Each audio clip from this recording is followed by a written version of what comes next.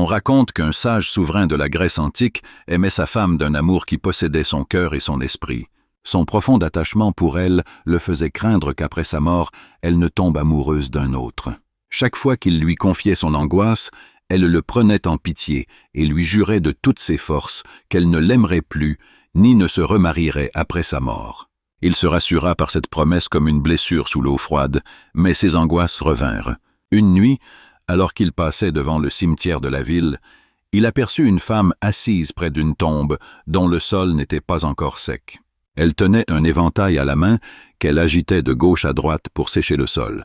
Stupéfait par son comportement, il lui demanda ce qu'elle faisait. Elle répondit que l'homme enterré était son mari, qu'elle lui avait juré de ne pas se marier tant que sa tombe ne serait pas sèche, et qu'elle était pressée qu'elle sèche car un époux l'attendait. Puis elle lui offrit l'éventail après avoir appris qu'il était le souverain. Il le prit, stupéfait. Jusqu'à son retour, sa femme le vit, stupéfaite, tenant l'éventail à la main. Elle lui demanda et il lui raconta l'histoire. Elle lui prit l'éventail des mains et le brisa, continuant à maudire et à insulter la femme, lui expliquant que toutes les femmes ne se ressemblent pas, qu'elle était la plus rare des femmes et la plus fidèle. Puis elle lui demanda « As-tu encore peur que je me marie après toi ?» Il répondit « Oui. » Elle lui jura de nouveau qu'elle ne le ferait jamais. Il se sentit rassuré et la paix revint. Une année passa, puis le souverain tomba gravement malade, frôlant la mort. Il appela sa femme et lui rappela la promesse qu'elle lui avait faite. Elle réitéra sa promesse. Le soleil venait à peine de se coucher ce jour-là que le souverain mourut. Sa femme lui ordonna de rester au palais jusqu'au lendemain, date à laquelle les invités pourraient assister aux funérailles et des funérailles dignes de ce nom seraient célébrées. Elle s'enferma alors dans sa chambre, pleurant amèrement.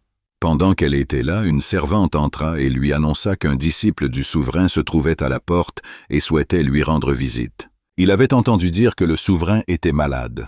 Apprenant sa mort, il s'effondra et resta inconscient à la porte du palais. Elle ne savait que faire de lui. Elle ordonna à la servante de l'emmener dans la chambre d'amis et de s'occuper de lui jusqu'à ce qu'il reprenne connaissance. À minuit, la servante entra de nouveau, terrifiée, et dit « Madame, je crois que notre invité est en train de mourir, et je ne sais que faire. » L'affaire la préoccupa. Elle se rendit dans la chambre d'amis et le vit allongé sur le lit, une lampe à la tête. En s'approchant de lui, elle aperçut le plus beau jeune homme du monde. Elle imagina que la lampe éclairait son visage, et même ses gémissements étaient comme de tristes notes de musique. Elle l'interrogea sur son état. Il répondit qu'il voyait la mort approcher. Elle dit « J'ai perdu mon mari, et vous avez perdu votre souverain bien-aimé. Pourrez-vous m'aider et moi vous aider ?» Il dit « Mais comment puis-je vous aider, moi aussi malade ?»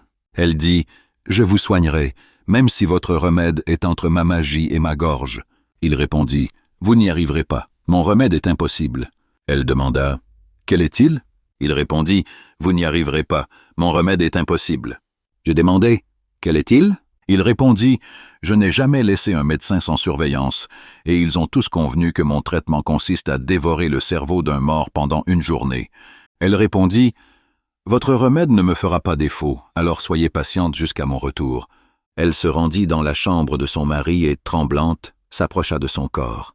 Elle leva la hache pour lui asséner un coup à la tête. Elle fut surprise lorsque son mari lui saisit la main, car il n'était pas mort. L'invité et la servante se tenaient derrière elle en riant. Son mari s'approcha d'elle et lui dit « L'éventail dans la main de cette femme n'était-il pas plus beau que cette hache dans la tienne? Et qu'est-ce qui est le plus dur, sécher la tombe ou briser la tête ?» Elle tomba alors, d'une chute dont elle ne put se relever. Pour d'autres histoires utiles, suivez-nous sur notre page. Une des plus belles histoires.